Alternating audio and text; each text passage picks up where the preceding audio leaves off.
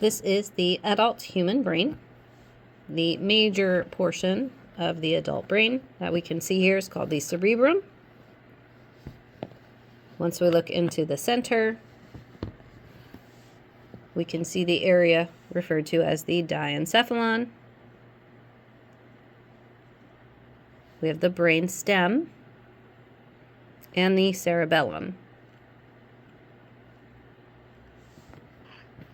In the cerebrum, the cerebral hemispheres, so we have a right hemisphere and a left hemisphere.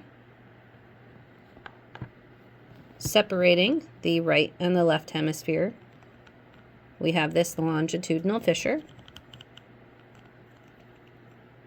Separating the cerebrum from the cerebellum, we have the transverse fissure. And separating the frontal lobe from the parietal lobe is the central sulcus. On the cerebrum, we have these elevated ridges. These are called gyri. And the shallow grooves in between them, those are called sulci. The cerebrum, cerebral hemispheres, can be divided into lobes.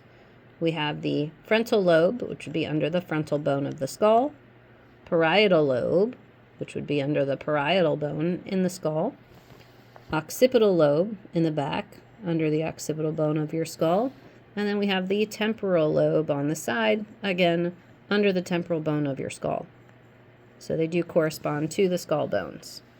Frontal in the front, parietal top side, occipital in the back, and then temporal on the lower side.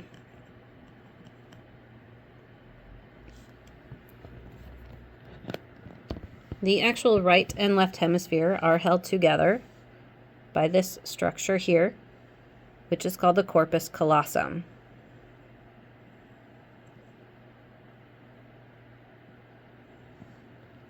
If we look on the underneath side of that frontal lobe, we can see this Roman numeral 1 here.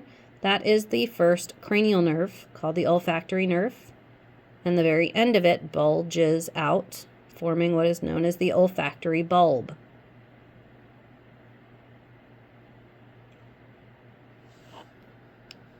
Then if we look into the middle portion here, under the corpus callosum, more deep towards the center, we have our diencephalon region, which consists of the thalamus. This round oval circle shape here, this is the thalamus. We have the epithalamus, which is behind or posterior to that. And then we have the hypothalamus, which is below the thalamus, hypo meaning below. In the center of our thalamus, we can see this little dimple, pimple-looking thing here. This is called the intermediate mass. In the epithalamus, behind the thalamus, we have this pink-colored section here. This is actually a gland called the pineal gland. That is what releases melatonin to help you sleep. We have our hypothalamus here, which has this downward physis here, hypophysis, which connects to this gland, which is the pituitary gland. So you have your thalamus, intermediate mass, epithalamus, pineal gland, hypothalamus, and the pituitary gland.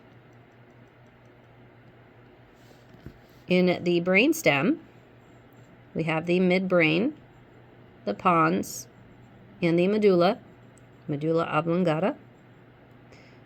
Up here, midbrain is the most superior top part.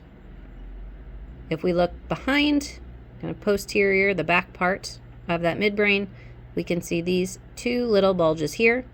Now this is only half of the brain, so you'd have two more bulges on the other side, making 4 altogether. This would create what is called the corpora quadrigemina. These are going to help carry visual and auditory cues. And we have our pons here. Kind of looks like the Adam's apple or throat of the brainstem. And then we have the medulla oblongata, which is going to carry the pyramid tracts which will decussate or cross over each other, which is why the brain works contralaterally.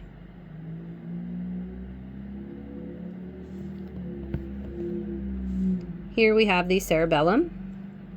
These small little folds of the cerebellum are called folia. The cerebellum is gray matter on the outside and then white matter on the inside. That branching white matter is called the arbor vitae, which means tree of life.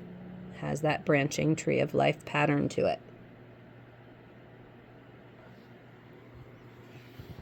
If we look at the cerebellum from the back posterior side here, we can see this midline of where it comes together, and then we have this piece right here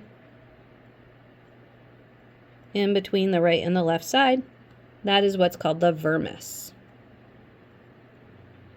It's almost like the butt crack of the cerebellum.